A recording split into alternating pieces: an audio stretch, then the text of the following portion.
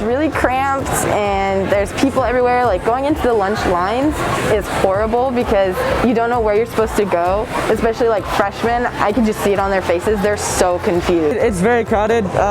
Sometimes like I've spilled food because like I bump into people getting lunch and then I have to get a new lunch, or I just can't get some because I'm running late or something. So you don't have a lot of room for 8 people to be moving around and, you know, making your lunches, and I think the serving lines are, I'm sure you know, it's really crowded in here.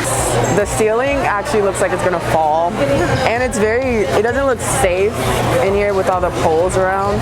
It's super overcrowded and there's just no room, and with the COVID distance stuff, it's really hard trying to find a spot to sit.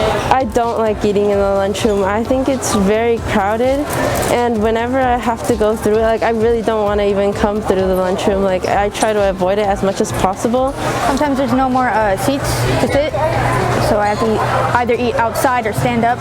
When it rains, it's very hard to eat because your food gets wet and it's cold. Would you appreciate it? I definitely appreciate it. I'd really like that. Yeah.